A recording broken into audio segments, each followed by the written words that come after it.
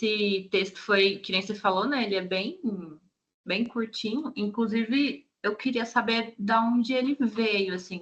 É o quê? É um artigo? É parte de um livro?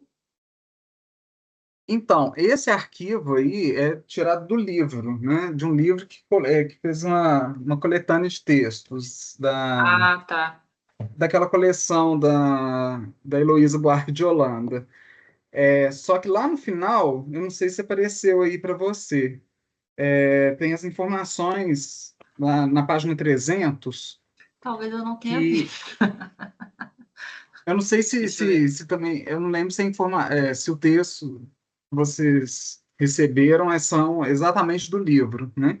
Mas onde estão as notas, pouco antes das Ah, tá. notas, tem É lá falando, verdade. né, que é um texto apresentado com um título tal, em Quito, Equador, em 2014, e depois foi publicado no mesmo ano, publicado numa revista, com outro Uhum. título, que também foi apresentado em 2000, e no mesmo ano, só que em novembro, em Paris, etc, etc. Então, Uhum.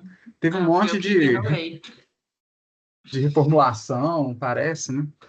Uhum. Não, eu li as Reformulação notas, e mas essa parte republicação. eu ignorei, sem Não, tranquilo. perceber.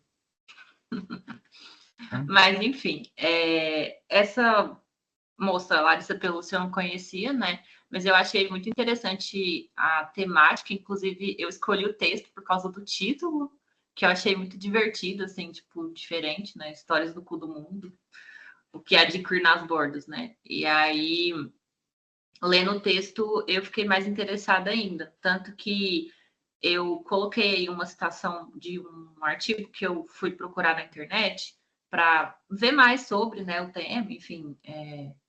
E aí eu achei interessante colocar aqui, né, que os primeiros registros do ativismo queer são nos Estados Unidos, na década de 1980, e aí, historicamente, os grupos LGBTfóbicos atribuíram a palavra queer num tom pejorativo para se referir a corpos e identidades sexuais dissidentes. A primeira teórica a se dizer queer numa obra acadêmica foi a Glória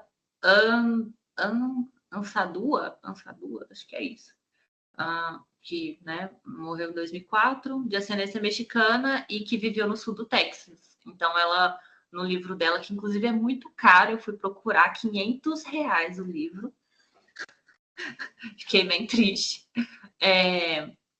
Ela fala nela, tipo, ela faz uma pesquisa e aí ela vai falar sobre as vivências queer nessa fronteira entre os Estados Unidos e o México, né? E aí, esse trecho eu tirei desse artigo que chama E no Cu do Mundo? Estudos e Ativismos Queer no Brasil, da Maite Potrich. Acho que é assim que fala sobre o nome dela.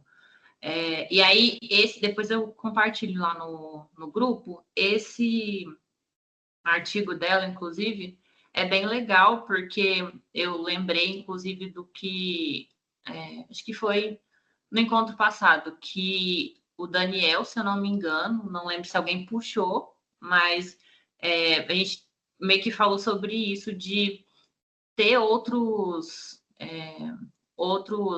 estudiosos, né, pesquisadores, além dos que a gente já vê no dia a dia, né, que são esses mais famosinhos e que todo mundo sempre cita. E aí, depois vocês vão ver lá, elas citam um monte de gente que, tipo assim, eu não cheguei a pesquisar todo mundo, mas eu achei interessante que se eu vi duas pessoas super conhecidas, foi o Preciado, que ela cita, e a Butler. O resto, ela cita pessoas que, pelo menos para mim, não são conhecidas, né? Pode ser que sejam, mas, enfim, não são essas super conhecidas. Aí, lá no prefácio, né, eu peguei essa partezinha que ela fala que, em vez de usarmos o polidamente sonoro queer, nos assumimos como teóricos e teóricas cool. E aí eu achei engraçado que eu fui ler o rodapé, né, das partes lá, e tem uma parte que ela fala sobre... Ela, outra pessoa, se eu não me engano, fala sobre dizer a palavra queer com a língua para fora. Até coloquei aqui um pouco mais embaixo, que aí o som acaba parecido com cu mesmo. E eu achei super divertido. É óbvio que eu fiz, né? Porque estava escrito lá, eu falei, eu preciso testar. Não precisa testar agora, gente. Depois, se vocês quiserem testar, eu indico, porque é bem engraçado, inclusive. Enfim, aí eu coloquei essa anotação de contraponto, né? Entre as palavras e a apropriação do que não é bom. Atrelado com a palavra cu, né? Que passa essa sensação de sujeira, né? E coisas do tipo. Falar em uma teoria cu é, acima de tudo, um exercício antropofágico. E aí, depois eu fui procurar, né, assim, o significado de antropofágico e eu fiquei um pouco complexada na hora, né, por ter a ver com isso de se alimentar, né, assim, quase um canibalismo.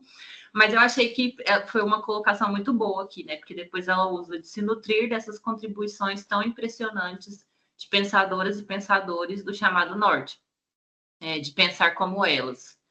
E aí eu coloquei um parêntese, né? Ao pensar como elas, fazemos exercício de ir além, de procurar o que não foi dito, mas também de localizar nosso lugar nessa tradição, porque acredito que estamos sim contribuindo para corpos, sexualidades, desejos, biopolíticas e geopolíticas também gestar esse conjunto farto de conhecimento sobre. Então, seria basicamente deixar um pouco os teóricos do norte e as pesquisas, né, o que acaba sendo colocado como a única forma de pensar, né, e procurar outras formas e outros tipos de pesquisa também, né, que fala de nutrir-se sobre outras coisas além do que vem do norte, né. E aí depois ela vai falar sobre o queer e cucarates, né? E aí eu coloquei aqui a nota que ela trouxe, né? Que eu não sabia, por exemplo, que cucarachas é um termo pejorativo, né? Que o povo dos Estados Unidos usava para xingar os latinos. Então, aqui ela traz apropriação de uma ideia de politizar, né, esse termo e transformar numa ferramenta de luta teórica. Aí eu coloquei aqui, né, a pronúncia do queer com a língua para fora. E aí ela vai trazer um diálogo de gringos, né, que não entendem o que o Felipe Rivas, que é um editor de uma revista que fala sobre sexualidade, né, enfim, e estudos queer, mostrando a incompreensão do queer, que vai além da palavra mesmo, né? Ela vai para a parte mais teórica mesmo, tanto para pessoas leigas que não entendem o que significa queer, quanto no ambiente acadêmico, né? Nessa ideia de que só existe as coisas que a parte do norte diz que é o certo, né? Aí ela faz o paralelo entre LGBT e queer, inclusive até pouquíssimo tempo, né, que eu vi que algumas pessoas no grupo de estudos, né, enquanto a gente lia outros textos, chegaram a comentar sobre. Eu nunca tinha me aprofundado também, então eu não sabia que existia mesmo essa luta de braços entre LGBT e queer, assim, para mim era só queer, era só mais uma forma de chamar, assim, né, as pessoas LGBT. E aí, nesse texto, eu meio que fui descobrindo que, assim, eu não sei se essa foi a minha interpretação, né? Então, para mim, queer entra como se fosse uma forma mais ampla, né, de falar sobre as pessoas LGBT. É como se você falar sobre LGBT fosse muito pequeno, enquanto quando você fala de queer, você fala sobre uma variedade de coisas que às vezes não chegam, né, assim, na nossa cara. E aí, no Brasil, dualidade entre nós, LGBT, e eles queer, como se o queer fosse uma ameaça aos primeiros que chegaram, né, os LGBT. E aí o legal também que a Larissa, ela é antropóloga, né, ela é formada em ciências sociais, ela traz muito essa parte de geopolítica, que é bem interessante depois quando ela vai falar dos relatos que ela trouxe, das micro-histórias, né, que vem depois. E aí, o que ficou do passado colonial, que herdamos países de mesmas línguas, mas isolados, consequentemente, culturas diferentes. Em nossa pretensão de país emergente, costumamos localizar esses países todos no cu do mundo. Então, ela vai falar, tipo, um punhado de países que falam português, mas pela distância, nós somos culturas diferentes e também não temos nenhum tipo de ligação. E também somos colonializados, né? Então, no final das contas, esses lugares são ditos como no cu do mundo, né? E aí a Europa Central, os Estados Unidos como ponto de civilização, então eles estão sempre ali no centro de tudo, né? E se o mundo tem cu, tem cabeça, uma cabeça pensante que fica acima, ao norte. Então, a gente seria o cu e os Estados Unidos e a Europa seria a cabeça, né, de tudo ali. Onde se produz a ciência, e aí tem uma parte lá que ela fala, inclusive, que enquanto o norte está produzindo ciência, os outros lugares, assim, né, ditos periféricos, assim, são lugares ligados mais à cultura, enfim, folclore, coisas do tipo. Assumir que falamos a partir das margens, das beiras pouco assépticas, dos orifícios e dos interditos fica muito mais constrangedor quando, em vez de usarmos o polidamente sonoro queer, nos assumimos como teóricas e teóricos, que ela retoma aí o que está lá no prefácio. E aí ela vai dizer que o cu, né, excita da mesma medida que ele repele, por isso que ele é queer, né, a produção marginal, de inventar uma tradução dos saberes de cucarates, né, do povo que não está no norte. E aí o Preciado escreve ainda que anos aqui. O Anos não produz, ou melhor, produz só lixo e detritos, né? Discursos higienistas, pessoas marginalizadas, cu do mundo. Então, essas três coisas estão interligadas, né? Os discursos higienistas, pessoas marginalizadas e o cu do mundo. Ou seja, pessoas que não valem a pena. E aí ela vai trazer as micro-histórias. Eu coloquei aqui mais embaixo um pedacinho da história, porque eu achei interessante, mas ela visita 3 travestis brasileiras e nordestinas, a fim de dar a ver outras experiências de gênero e sexualidade, constituídas nos entrelugares, que mesclam saberes locais com linguagens globais, e assim criando termos classificatórios e experiências múltiplas, capazes de desafiar o engessamento dos conceitos identitários. Então, lá na hora que a gente vai chegar nas histórias, a gente vai perceber que para essas pessoas a configuração é diferente do que a gente é acostumado de ver, né? Então, são os entre lugares, né? E as experiências múltiplas que ela vai falar aí. Aí ela traz o termo cabra macho, né? Eu achei muito legal essa parte, porque ela fala que a natureza bárbara daqueles homens, né? Os nordestinos, seria esse cabra macho. Então, que são aqueles que impingem maus tratos às mulheres. Então, por isso, eles precisam ser educados pelas políticas dos estados formuladas pelas pessoas do Sul, né? Olha que engraçado. Sempre os marginalizados precisando ser educados, né, pelas pessoas. Tá. Aí ela vai falar sobre queer, né? Todos os centros têm as suas margens, assim como todas as margens têm seus centros. E a gente viu um pouco disso já para cima. E a teoria queer, a partir de ter sido um saber formulado no norte global, nasceu como uma resposta atrevida das pessoas marginalizadas por uma ordem regulatória dos corpos, das sexualidades e assim também das subjetividades. E aí, eu coloquei aqui, mas eu não sei se faz muito sentido e eu queria depois ouvir de vocês. Mas para mim, eu tive uma sensação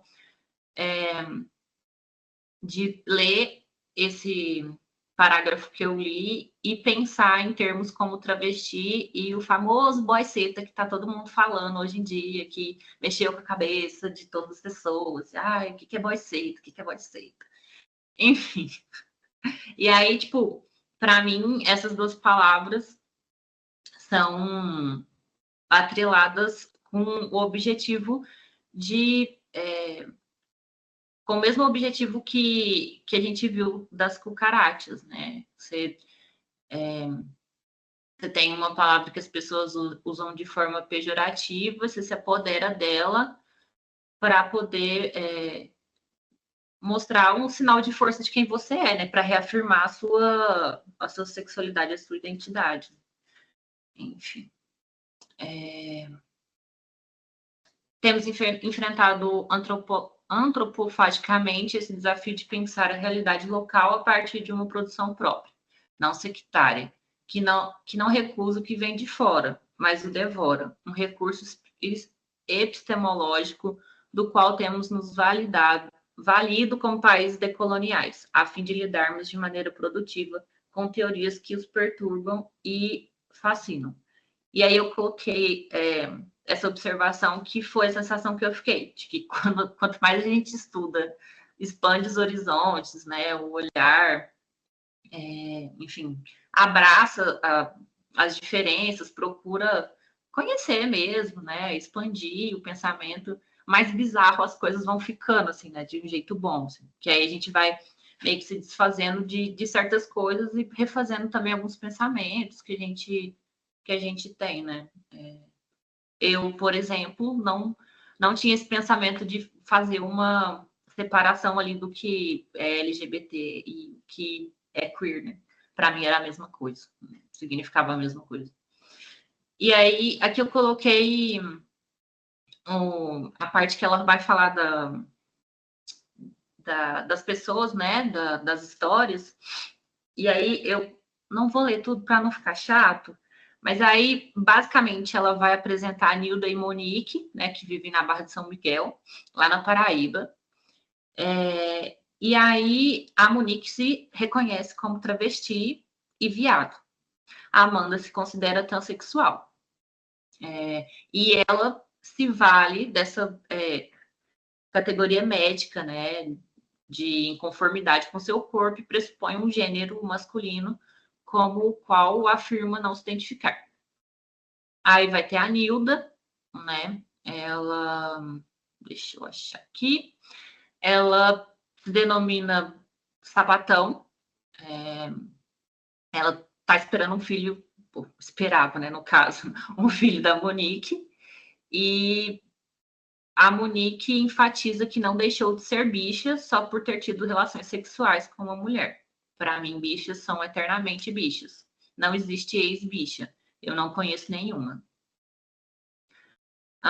E aí, nesse caso, por exemplo, a Monique, chamada por Nilda, a Monique chama a Nilda pelo seu nome de batismo, Hernani, né?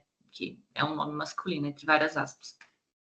Aí vai trazer outra história também da Bárbara, que ela é de origem indígena e que, na maior parte do tempo, ela não está vinculada a um pertencimento étnico. Inclusive, ela se inspira em musas do pop, como a Rihanna, do que por mulheres indígenas, né? E ela faz umas coisas assim com fotos, tipo um OnlyFans, assim, enfim, que chama Miss Gay. Deixa eu pensar aqui, onde que eu vou para não ler tudo. Aí ela se recusa à identidade definitiva de indígena, né? Termo tão homogeneizador quanto colonial, e se transforma no contexto, por exemplo, de eleição ou de forma mais pragmática, simplesmente para ter os benefícios do Bolsa Família ou programas de contemplação de renda do governo. Ou seja, de acordo ali com a forma dela que ela tem de sobreviver, ela vai fluindo na identidade dela. E aí a Larissa vai falar, eu achei muito legal, né, que tem a ver com aquilo que o Daniel tinha falado, né, que ela diz, quero aprender com Kátia, Monique e Bárbara, coisas que Judith Butler não pôde nos ensinar, justamente porque suas reflexões são inspiradas por realidades outras.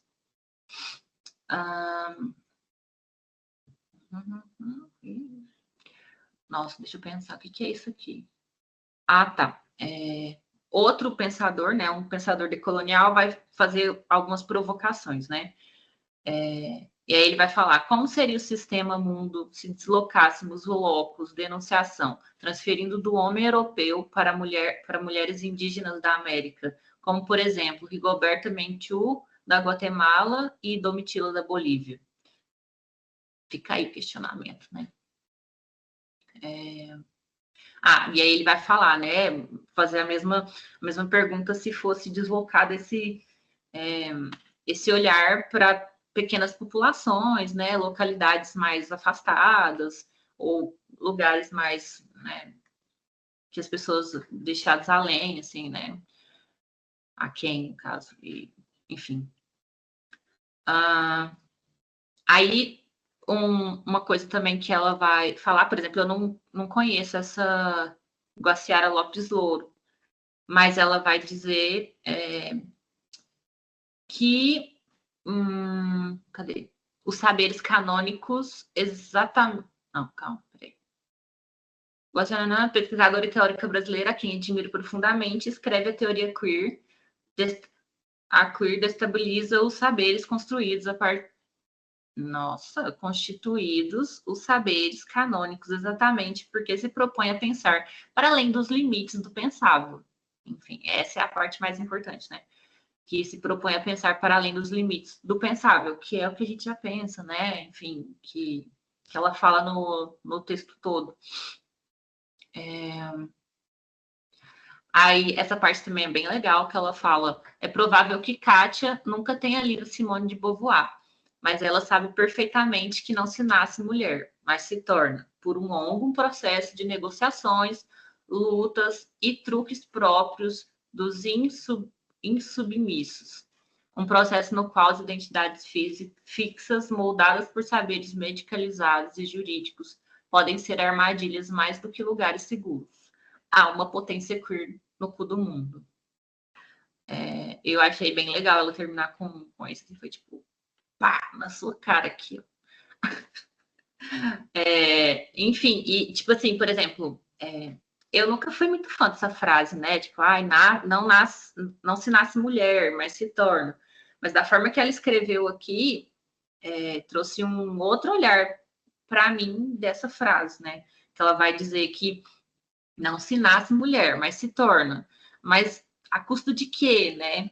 Um longo processo de negociações, lutas, truques, enfim, coisas do tipo para poder, né, chegar ao lugar lá, final.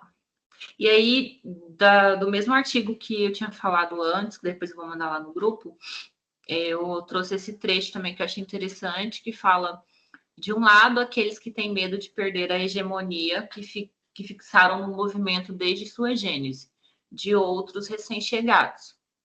Outra leitura ainda é válida. Os identitários são defensores da parceria com o Estado, ao passo que os queer são críticos a ela, ao mesmo tempo que constrangem a essencialização levada a cabo pelos primeiros.